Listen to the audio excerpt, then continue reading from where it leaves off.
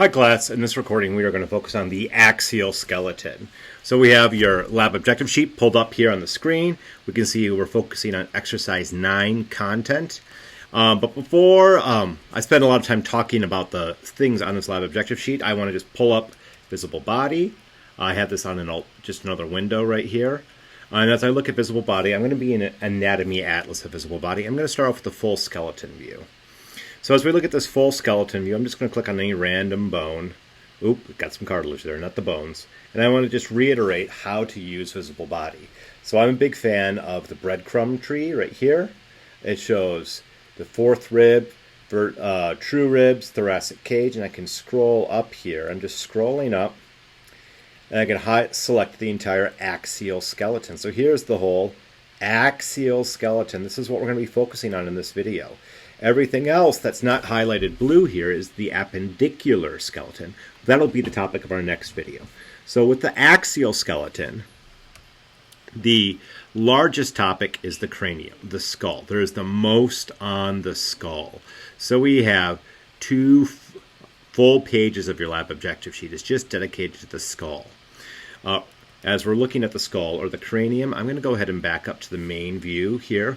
In visible body, the anatomy atlas, there's multiple views we can choose from. We have just the skull as a static skull that we can select from. It's kind of nice. But this mid-sagittal slice skull too is pretty cool. I like this one for seeing the sinuses or hollow spaces in the bones. But my all-time favorite view of the skull in visible body anatomy atlas is the disarticulated skull right here, because it blows it up and then brings it back in. I'm going to go ahead and pause the playhead right here about the halfway point, and pause. Here we go. So this will show the bones of the skull in the correct relative position to each other, but disarticulated. And this is fantastic as we're looking at these bones of the skull. There are actual teaching models that look like this. They're called Bouchain skulls, and they are pricey. We actually have several of them at UW-Eau Claire, but you can't even buy them anymore. They have been discontinued. So first, let's focus on the bones of the skull. We have the bone in front right here, the frontal bone. This frontal bone, as its name implies as well, makes up the forehead. So I want you to think F frontal, F forehead. As we look at the frontal bone, there's a structure on the frontal bone I want you to identify, a bony marking or bony structure. And this is called the glabella. This is right in between your eyebrows. So if you have a chance to palpate the skull, the frontal bone of an adult male or post-pubescent biological male, you can feel the glabella sticking out. Here in visible body, I'm just going to click on this little details button. So first, click on the bone you want. I want to see the frontal bone, and now I want details of the frontal bone. So now we can see regions of the frontal bone colored different colors, and we can select on different parts of the frontal bone. Right there in between, right in dead center, the anterior, medial, and inferior margin of our frontal bone gives us the glabella.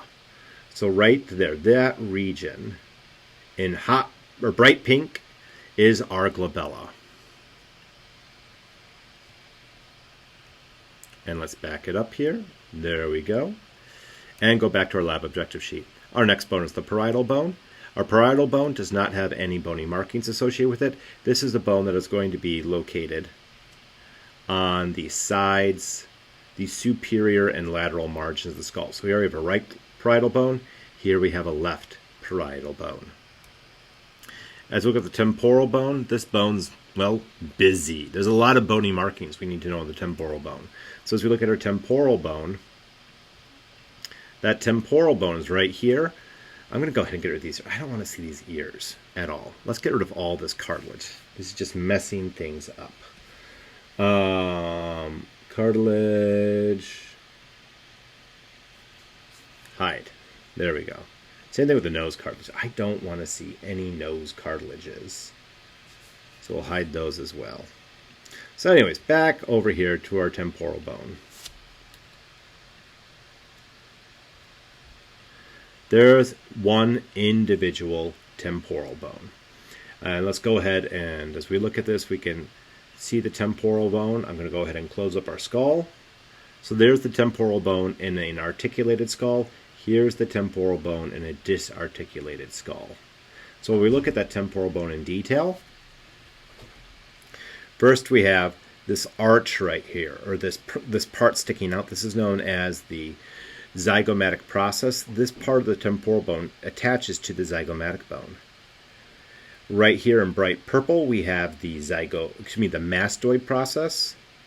This mastoid process is directly posterior to your ears, and if you take two fingers, you can rub directly behind your ears and feel a big bump. That big bump is your mastoid process. There's also going to be, right here in olive green, a sharp pointy process sticking down. That sharp pointy process is the styloid process. Let me go ahead and click on the styloid process right there for you. And then finally, we also have your ear hole.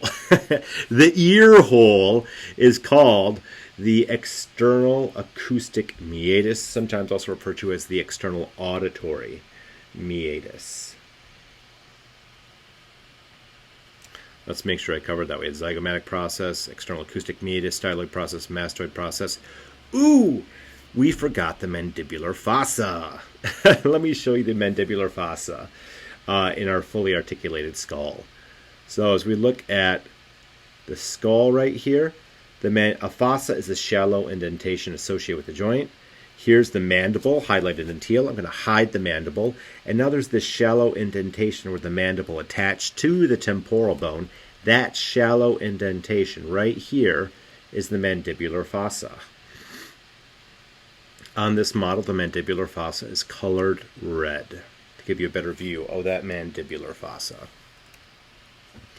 And then finally we have the carotid canal. The carotid canal is right here on the temporal bone. I have the tip of my mouse pointing to the carotid canal. Our carotid canal is for the interior carotid artery to send blood to the brain. And we'll talk about that carotid canal in a little bit more detail when we have a fully articulated skull. The carotid canal can be a little bit easier to locate and work with. So that's the temporal bone. Let's move on to the occipital bone. As we look at the occipital bone, that is going to be right here. This is the bone at the base of the skull. And the first thing that I want to emphasize with the occipital bone, let's go ahead and reset this view. Oop. Wrong button. There we go. As we look at this occipital bone, it's the base of the skull right there. And while we're looking at that base of the skull, I want to highlight how there's a very large foramen within our occipital bone. This large foramen is referred to as the foramen magnum. And it is one of the largest foramens in the body. It is the largest foramen on the cranium. Our occipital bone also has some articulation points, some smooth articulation points that stick out. These smooth articulation points that are to the left and right of the foramen magnum are referred to as the occipital condyles. And I currently have the tip of my mouse on the occipital condyles. We also have the external occipital protuberance, which is the big bump on the back of the base of your skull. So if you go ahead and palpate the base of your skull, you can feel a big bump sticking out. That bump that's sticking out right there at the tip of my mouse is the external occipital protuberance. Let's go ahead and back up our view here. And I'm just going to go back to the menu to reset. So here we go. Here we can see our occipital bone. And then right there, that bump sticking out the tip of the pointer, that's our occipital protuberance, our external occipital protuberance. Moving on, we have the sphenoid bone. And the sphenoid bone is visible laterally. You can see the sphenoid bone laterally. You can also see the sphenoid bone through the eye orbits as the posterior of the eye orbits. But what I really like to do with our sphenoid bone, I'm going to go ahead and pull up the disarticulated skull again. is I like to show the disarticulated sphenoid bone right there. That sphenoid bone is a central bone. It's sometimes referred to as the keystone or the cornerstone of the skull, because the sphenoid bone touches nearly every bone of our skull. And as we look at the sphenoid bone's bony markings, I want to emphasize this shallow indentation right here. This shallow indentation is referred to as the sella turcica. Early anatomists thought the sella turcica resembled a Turkish saddle. Notably, the sella turcica is where we house our pituitary glands. And if we look at the sphenoid bone from a superior view, I personally feel that the sphenoid bone resembles a bat. So to me, that kind of looks like the Batman bat as I look at a superior view of the sphenoid bone. The foramen oval, I'm going to skip. I want to do all the foramen at the same time. But I'll cover the foramen oval right now. But I'll do them all at once as well. So as we look at the inferior margin of our sphenoid bone, we have these elongated foramen, referred to as the foramen oval. They're oval-shaped foramen. All right, let's back her up again and go to our lab objective sheet. Our next bone is the ethmoid bone. As we look at our ethmoid bone, it is going to, on the skull, let me go ahead and advance, rewind our playhead here, and check out the ethmoid bone. Our ethmoid bone is going to be right here on the back posterior medial margins of the orbital cavity. So it's really, it's impossible to see and palpate from the surface. Hopefully you never palpate your ethmoid bone. To get to the ethmoid bone, I'm going to go ahead and blow up the disarticulated skull here, so you can see how the ethmoid bone will extend down into the nasal cavity, or the nasal sinuses. And as we look at our ethmoid bone, I'm going to show the bony landmarks here. Our ethmoid bone has a perpendicular plate associated with it. Our ethmoid bone also has a region right here with many, many hundreds of tiny little holes in it. These tiny little holes are where our individual olfactory nerves enter the cranial vault to send our sense of smell to the brain. And that plate is referred to as the cribriform plate.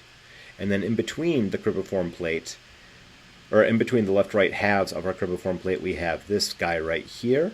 This is the crista galli. As we think, I'm a big kung fu action movie fan. I love cheesy martial arts movies. And we always talk about the one-punch kill in the martial art movies, where we punch somebody in the face, break some bones in their nose, and then those bones get pushed up into the brain. The anatomical basis of this is the ethmoid bone. If someone's to be punched in the nose, that force would be transferred to the perpendicular plate, and then the perpendicular plate transfers that force all the way up to the crista galli. And the crista galli can break free of the ethmoid bone, where we have the ethmoid bone being perforated right here at the cribriform plate. So this cribriform plate is perforated and may potentially represent a weak point where the ethmoid bone, if it's punched just right, could perforate, pushing the crista galli up into the brain. Hence the one-punch kill. Not that that actually happens. But, you know, if you're into cheesy kung fu, you know, you can appreciate that. As we are looking at some other parts of the ethmoid bone, we have the superior and middle nasal concave we need to cover. Let's go back to this view of the ethmoid bone. The middle nasal concave is this inferior loop hanging down, and then the superior nasal concave is not easily seen here. Ugh, I remember not enjoying the superior nasal concave invisible body, but we can see them. It's just not labeled separately. So I'm going to go ahead, unclick that, and I'll just go ahead and annotate here. So I'll use my green marker right here. There's a curve. This curve right there And right there, that I just colored in green, that is the superior nasal conchae, which are part of our ethmoid bone.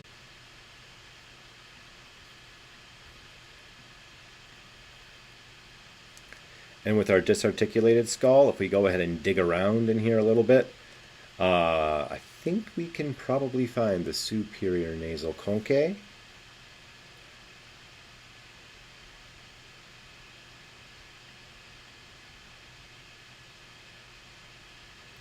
Nope, not happening. But I highlighted them for you. So that's the bones of the cranial vault, or the cranium. We have some sutures. Sutures are going to be connections between the bones of the cranial vault. So I'm going to go ahead and pause this and rewind the playhead.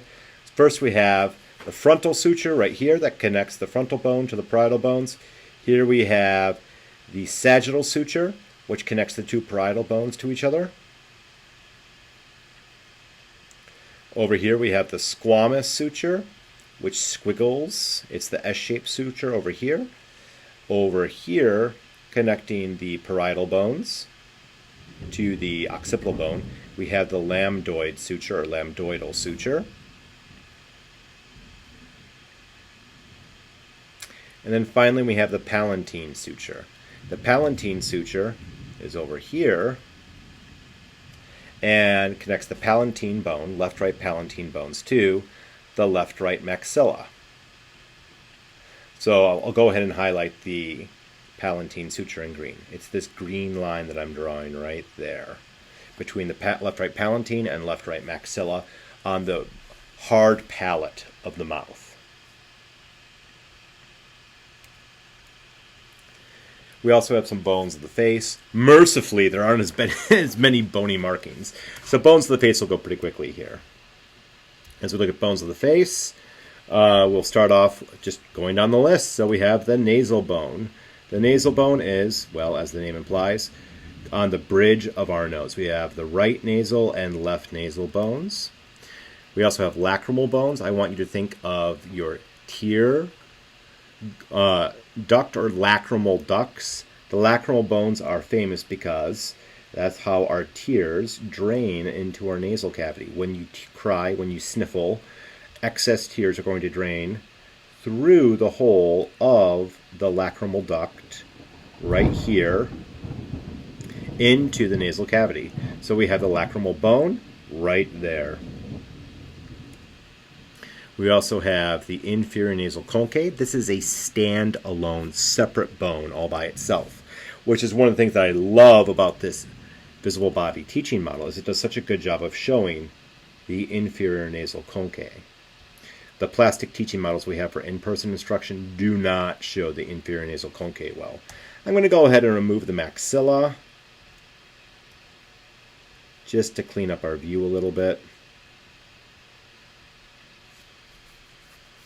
So here we have the inferior nasal concave. I'm going to get rid of this the cartilage as well, just to clean that up. So here is the inferior nasal concave, and I'll go ahead and rewind our playhead. So with the maxilla removed, you can see the inferior nasal concave.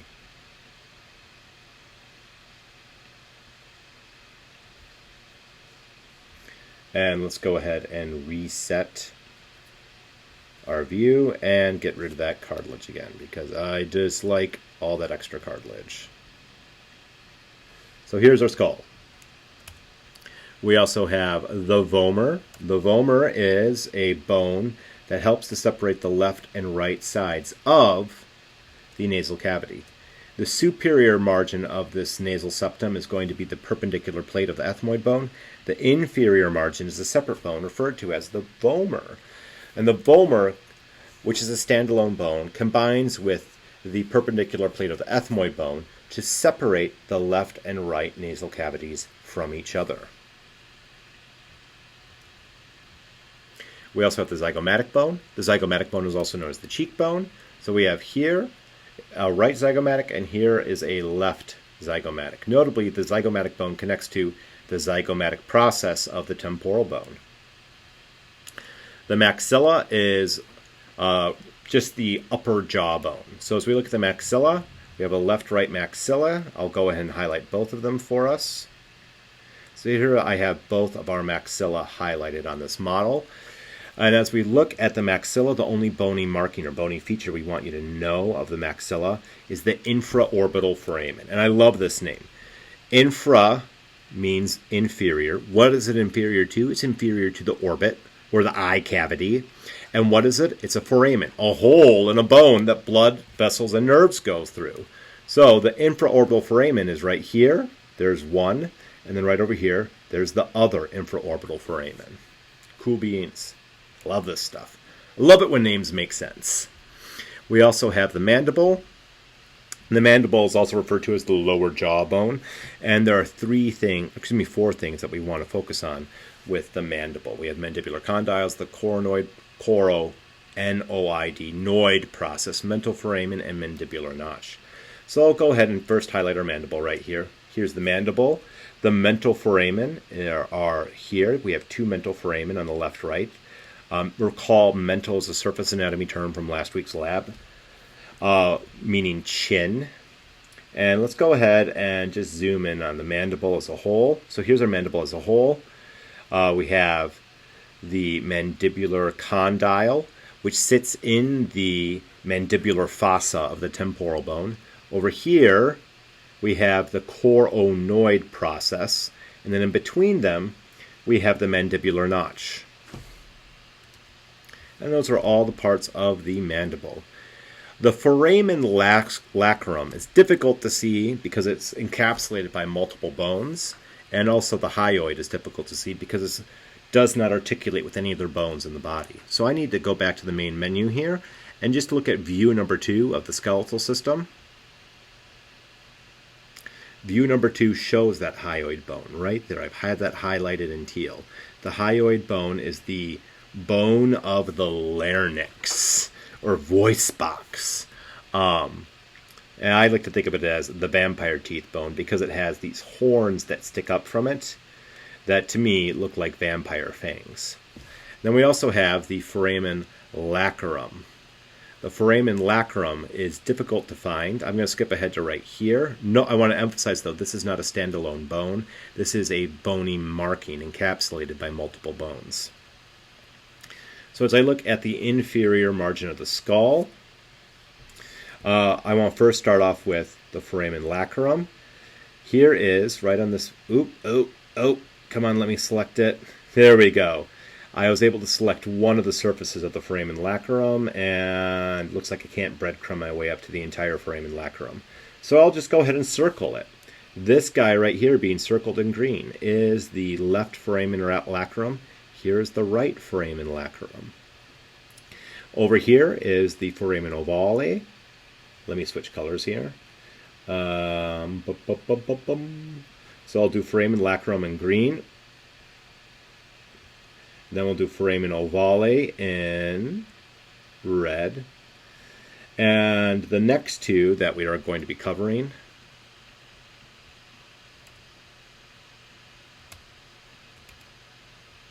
are the Carotid Canal and the jugular foramen. So as I'm looking at my view here, I need to clear my markings.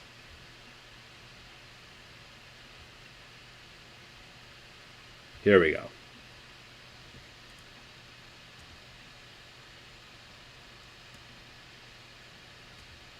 Actually, I need to get rid of this hyoid bone.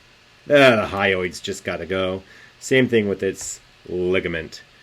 So right here is the carotid canal. We've already talked about that. And if I angle this forward just a bit, you can see this elongated slit. That elongated slit is the jugular foramen, which is also encapsulated by multiple surfaces between the occipital and the temporal bones. So if I were to zoom out a little bit more and get to those structures again, I'll go ahead and circle them all in green.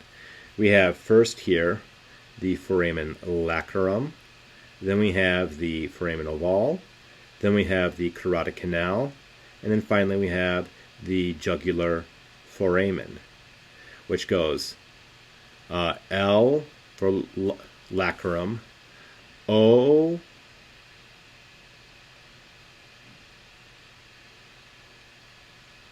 for oval, C for carotid, and J for jugular. So if you can remember, if we go in a clockwise fashion on the left side of the skull, we have L-O-C-J. Lock, J for jaw. Lock jaw. I know it's hokey, but that's how I remember my foramen, or holes within our skull. And we've already covered the jugular foramen, that big guy. The foramen magnum, that big guy. Let's cover fontanels. Fontanels are those soft spots on the fetal skull. Notably, you need to go to figure 9.21 in your lab manual. So skip ahead to the very end of exercise number 9 in your lab manual. As we look at sinuses, the sinuses are going to be present as the hollow spaces within the bone that they're named for. As we look at the vertebral column, we want you to be able to know what a cervical vertebrae is versus a thoracic versus a lumbar vertebrae. So I'm going to go back to our view here. And actually, I think this is a good point to stop. We've covered the skull, and this video clip is getting pretty long. So I'm going to go ahead and stop. That's going to make a separate recording for the vertebral column. If you have any questions or comments about the bones or bony markings of the skull, please feel free to post them on the class discussion board or to shoot me an email. And as always, happy studies.